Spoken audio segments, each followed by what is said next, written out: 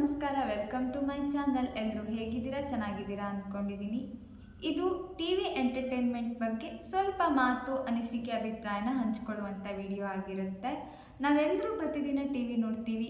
ಕೆಲವರು ಸೀರಿಯಲ್, ಇನ್ನು ಕೆಲವರು ಫಿಲ್ಮ್, ಇನ್ನು ಕೆಲವರು ರಿಯಾಲಿಟಿ ಶೋ, ಇನ್ನು ಕೆಲವರು ನ್ಯೂಸ್. ಹೀಗೆ ಅವರವರಿಗೆ ಏನು ಇಷ್ಟನೋ ಅದನ್ನು ಟಿ ವಿಯಲ್ಲಿ ನೋಡ್ತೀವಿ. ನಾವು ಪ್ರತಿದಿನ ಅಂದರೆ ಬಿಡುವಿನ ಸಮಯದಲ್ಲಿ ಕೆಲಸ ಎಲ್ಲ ಮುಗಿಸಿ ರಾತ್ರಿ ಊಟ ಎಲ್ಲ ಆದ ನಂತರ ನಮಗೆ ನೋಡಬೇಕು ಅನಿಸಿದಾಗ ಬಿಗ್ ಬಾಸ್ ನೋಡ್ತೀವಿ.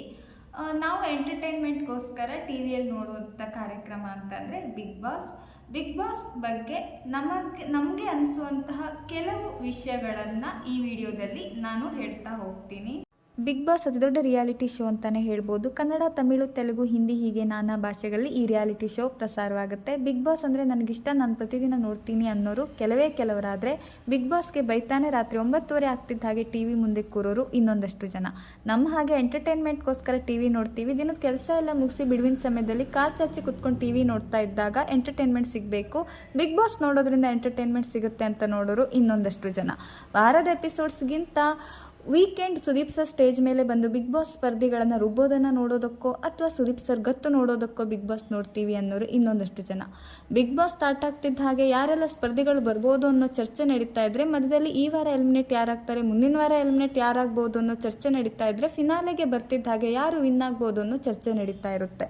ಕೆಲವರು ತಮ್ಗೆ ಇಷ್ಟವಾದ ಬಿಗ್ ಬಾಸ್ ಸ್ಪರ್ಧಿಯನ್ನು ವೋಟ್ ಮಾಡಿ ಗೆಲ್ಸಿದ್ರೆ ವೋಟಿಂಗಿಗೂ ನಮಗೂ ಯಾವುದೇ ರೀತಿ ಸಂಬಂಧ ಇಲ್ಲ, ಎಂಟರ್ಟೈನ್ಮೆಂಟ್ಗೋಸ್ಕರ ನೋಡ್ತೀವಿ, ನಮ್ಮ ಮನೆಯಲ್ಲೇ ನಾವೆಲ್ಲರೂ ಸೇರಿಕೊಂಡು ಬಿಗ್ ಬಾಸ್ ಬಗ್ಗೆ ಒಂದಷ್ಟು ಚರ್ಚೆ ಮಾಡ್ತೀವಿ ಅಷ್ಟೇ ಅನ್ನೋರು ಇನ್ನೊಂದಷ್ಟು ಜನ. ಬಿಗ್ ಬಾಸ್ ಸ್ಪರ್ಧಿಗಳಲ್ಲಿ ಕೆಲವರಿಗೆ ಕೆಲವು ಸ್ಪರ್ಧಿಗಳು ಇಷ್ಟ ಆಗ್ಬೋದು, ಇನ್ನು ಕೆಲವರಿಗೆ ಕೆಲವು ಸ್ಪರ್ಧಿಗಳು ಇಷ್ಟ ಆಗದೇ ಇರ್ಬೋದು. ಒಟ್ಟಾರೆಯಾಗಿ ಪ್ರತ್ಯಕ್ಷವಾಗೋ ಪರೋಕ್ಷವಾಗೋ ನಾವೆಲ್ಲರೂ ಬಿಗ್ ಬಾಸ್ ಅಭಿಮಾನಿಗಳಂತೂ ಆಗಿದ್ದೀವಿ. ಒಂದಷ್ಟು ಸಮಯ ಮಾತ್ರ ಬಂದು ಹೋಗುವ Bigg Boss, Insta, YouTube, Facebook ಎಲ್ಲೂ ನೋಡಿದ್ರೂ ರಾರಾಜಿಸುವಂತಹ ಬಿಗ್ ಬಾಸ್ ನಮ್ಮ ಡೈಲಿ ರೊಟೀನಿನ ಒಂದು ಸಣ್ಣ ಭಾಗ ಅಂತಲೇ ಹೇಳಿದ್ರೆ ತಪ್ಪಾಗಲ್ಲ. ನಾನಿವತ್ತು ಬಿಗ್ ಬಾಸ್ ಸ್ಪರ್ಧಿಗಳಲ್ಲಿ ನನಗೆ ಇಂಟ್ರೆಸ್ಟಿಂಗ್ ಅನಿಸೋವಂತಹ ಕೆಲವು ಹೆಸರನ್ನು ಹಾಗೂ ಅವ್ರ ಬಗ್ಗೆ ನನ್ನ ಅನಿಸಿಕೆನ ನಿಮ್ಮ ಜೊತೆ ಶೇರ್ ಮಾಡ್ಕೋತಾ ಇದ್ದೀನಿ. ಇದು ಕೇವಲ ಅನಿಸಿಕೆ ಆಗಿರುತ್ತೆ ಅಷ್ಟೇ. Chaitra Kundapura Bigg Boss season 11 ಶುರುವಾಗುವ ಮೊದಲೇ ಒಂದಿಬ್ಬರು ಹೆಸರನ್ನು ರಿವೀಲ್ ಮಾಡಲಾಗುತ್ತೆ. ಅದರಲ್ಲಿ ಚೈತ್ರಾ ಅವರ ಹೆಸರು ಕೂಡ ಒಂದು.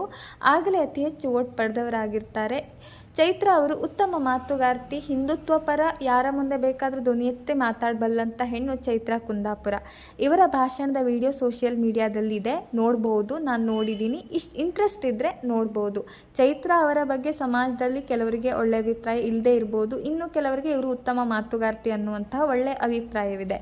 ಚೈತ್ರಾ ಅವರು ಬಿಗ್ ಬಾಸ್ ಮನೆಗೆ ಹೋದ ನಂತರ ಹೋಗ್ತಾ ಬಿಗ್ ಬಾಸ್ ರೂಲ್ಸ್ ಬ್ರೇಕ್ ಮಾಡಿದ್ರು ಅಂತ ವೀಕೆಂಡಲ್ಲಿ ಸುದೀಪ್ ಸರ್ ಸ್ಟೇಜ್ ಮೇಲೆ ತರಾಟೆಗೆ ತೆಗೆದುಕೊಳ್ತಾರೆ. ನಂತರ ಜೋಡಿ ಟಾಸ್ಕ್ನಲ್ಲಿ ಶಿಶಿರ್ ಹಾಗೂ ಚೈತ್ರಾ ಅವರು ಜೋಡಿಯಾಗಿ ಆಯ್ಕೆಯಾಗ್ತಾರೆ.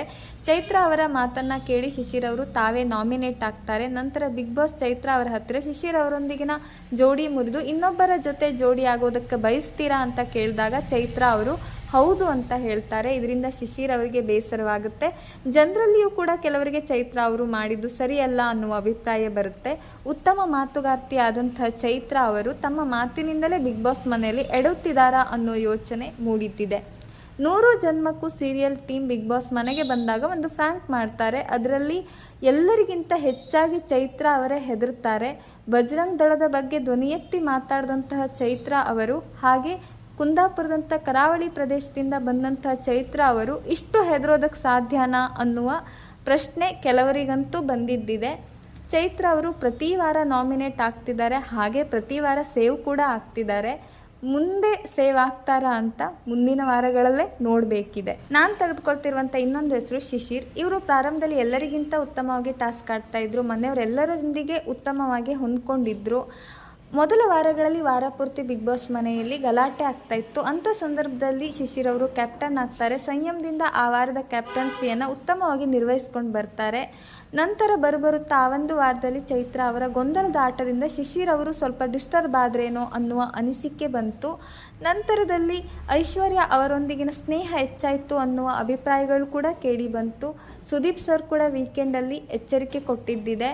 ಆದರೆ ಶಿಶಿರ್ ಅವರು ಎಲಿಮಿನೇಟ್ ಆಗ್ಬೋದು ಅನ್ನುವ ಯೋಚನೆ ಯಾರಿಗೂ ಇರಲಿಲ್ಲ. ಆದರೆ ಅವರು ಎಲಿಮಿನೇಟ್ ಆಗ್ತಾರೆ. ಇದರಿಂದ ಒಂದಷ್ಟು ಜನರಿಗೆ ಶಾಕ್ ಆಗಿದ್ದಂತೂ ಹೌದು. ನಾನು ತೆಗೆದುಕೊಳ್ತಿರುವಂಥ ಇನ್ನೊಬ್ಬ ಬಿಗ್ ಬಾಸ್ ಸ್ಪರ್ಧಿ ಹೆಸರು ಹನುಮಂತು ಬಿಗ್ ಬಾಸ್ ಮನೆಗೆ ಬಂದಿರೋದು, ಹಾಗೆ ಬಿಗ್ ಬಾಸ್ ಬರ್ತಿದ್ದ ಹಾಗೆ ಹನುಮಂತನನ್ನು ಕ್ಯಾಪ್ಟನ್ ಆಗಿ ಮಾಡಿರುವಂತಹ ಪ್ರೋಮೋ ನೋಡಿದಾಗ ಬಹಳಷ್ಟು ಜನರಿಗೆ ಅನಿಸಿದ್ದು ಹನುಮಂತು ಅವರು ಬಿಗ್ ಬಾಸ್ ಮನೆಗೆ ಸೂಟ್ ಆಗುವಂಥ ವ್ಯಕ್ತಿ ಅಲ್ಲ ಅಂತ. ಆದರೆ ಬರ್ಬರುತ್ತಾ ಹನುಮಂತು ಆಡುವ ರೀತಿ, ನಾಮಿನೇಷನ್ ಮಾಡುವಂತಹ ರೀತಿಗಳೆಲ್ಲ ನೋಡಿದಾಗ ಹೆಚ್ಚು ಜನರಿಗೆ ಇಷ್ಟ ಆಗ್ತಾ ಹೋಗ್ತಾರೆ. ಹಾಗೆ ಧನ್ರಾಜ್ ಅವರೊಂದಿಗೆ ಸೇರಿ ಅವರ ಕಾಮಿಡಿ ಅಂತೂ ಹೆಚ್ಚು ಜನರಿಗೆ ಇಷ್ಟ ಆಗುತ್ತೆ. ಹಾಗೆ ಅವರು ತುಂಬ ಸರಳವಾಗಿ ಆಡ್ತಾ ಇದ್ದರೂ ಕೂಡ ಹನುಮಂತ್ ಅವರಿಂದ ಮಾತ್ರ ಆ ರೀತಿ ಆಡೋದಕ್ಕೆ ಸಾಧ್ಯ. ಬಿಗ್ ಬಾಸ್ ಮನೆಗೆ ಅವರೇ ಕರೆಕ್ಟಾದಂಥ ವ್ಯಕ್ತಿ ಅಂತ ಈಗ ಎಲ್ಲರ ಅಭಿಪ್ರಾಯ ಬದಲಾಗಿದ್ದಂತೂ ಹೌದು. ಈ ವಿಡಿಯೋನ ಇದೇ ಮೊದಲನೇ ಸರಿ ನೋಡ್ತಾ ಇದ್ದರೆ ಸಬ್ಸ್ಕ್ರೈಬ್ ಮಾಡ್ಕೊಳ್ಳಿ. ಹಾಗೆ ಈ ವಿಡಿಯೋ ಇಷ್ಟ ಆದರೆ ಲೈಕ್ ಮಾಡಿ, ಶೇರ್ ಮಾಡಿ. ನೀವು ಟಿ ವಿಯಲ್ಲಿ ಎಂಟರ್ಟೈನ್ಮೆಂಟ್ಗೋಸ್ಕರ ಯಾವ ಪ್ರೋಗ್ರಾಮ್ನ ನೋಡ್ತೀರಾ, ಹಾಗೆ ಅದ್ರ ಬಗ್ಗೆ ಅನಿಸಿಕೆನ ನಮ್ಮ ಜೊತೆ ಶೇರ್ ಮಾಡ್ಕೋಬಹುದು. ಇನ್ನೂ ಹೆಚ್ಚಿನ ವಿಡಿಯೋ ಮಾಡೋದಕ್ಕೆ ಸಪೋರ್ಟ್ ಸಿಕ್ಕಾಗುತ್ತೆ ನೀವು ಒಂದು ಸಬ್ಸ್ಕ್ರೈಬ್ ಮಾಡ್ಕೊಳ್ಳೋದ್ರ ಮೂಲಕ.